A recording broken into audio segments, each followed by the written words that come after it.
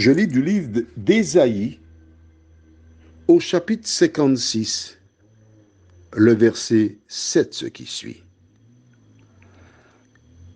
Je les amènerai sur ma montagne sainte et je les réjouirai dans ma maison de prière.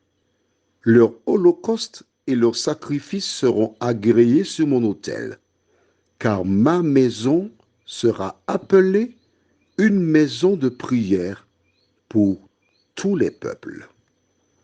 Notre thème pour ce soir, c'est une maison. Prions. Éternel, combien nous te sommes reconnaissants pour la Bible, ta parole.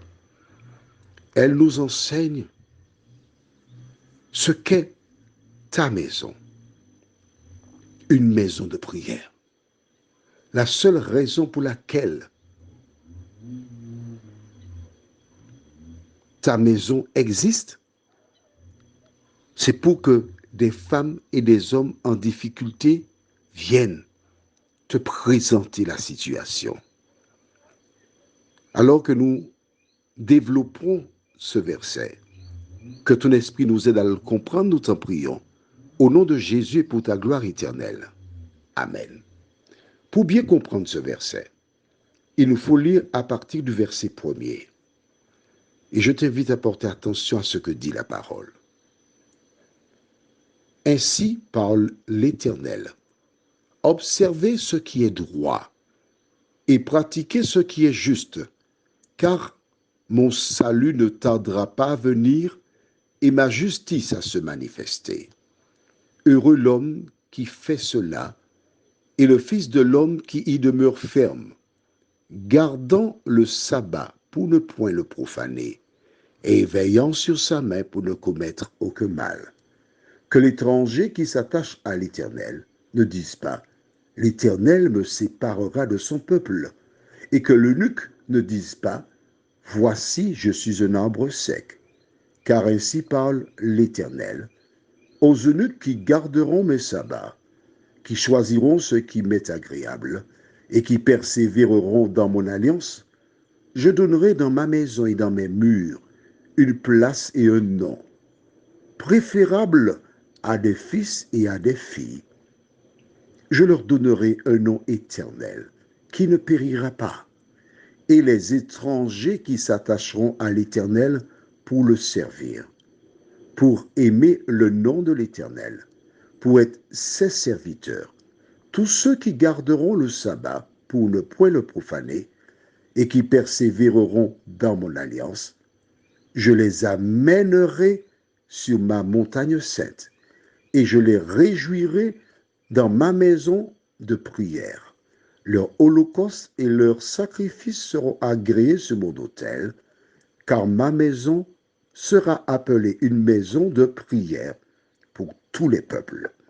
Voici pourquoi des édifices ont été érigés, afin que la femme, l'homme, qui rencontre une difficulté quelconque, vienne se réfugier dans la maison de l'Éternel pour prier.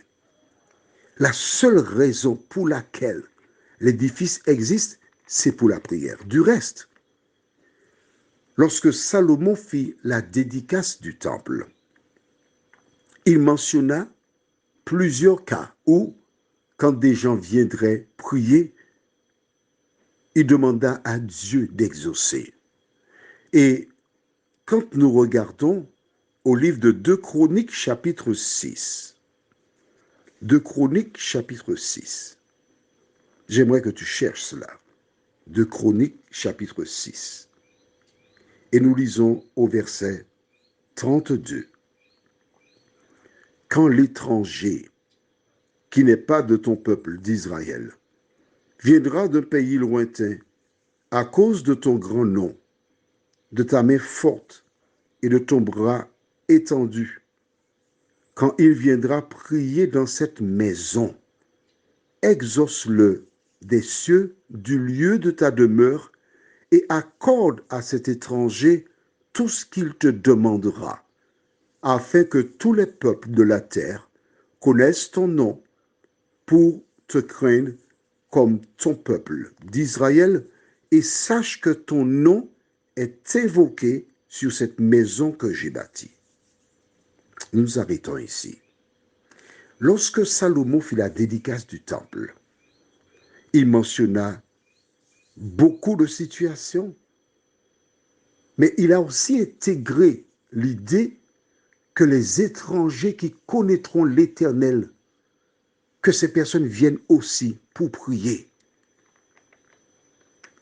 à cause de ce que l'Éternel aura fait. Et c'est pourquoi la reine de Saba est venue à Jérusalem. Elle rencontra Salomon.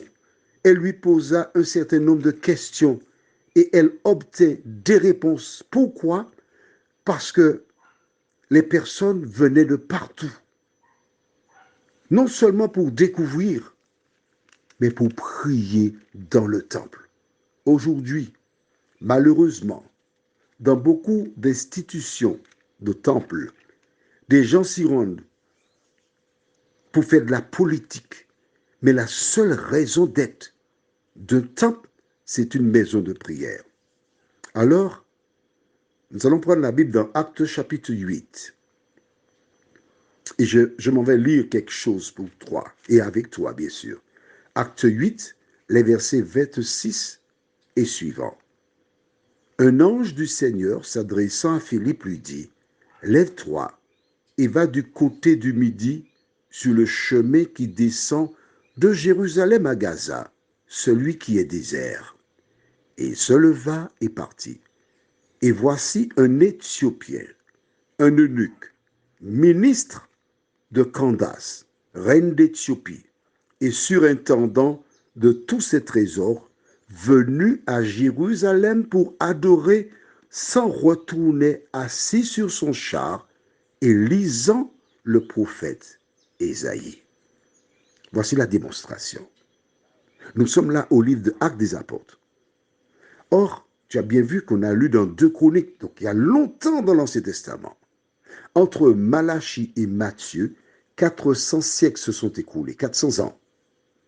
Et on voit au livre des Actes des Apôtres, un Éthiopien était allé à Jérusalem pour adorer, pour prier.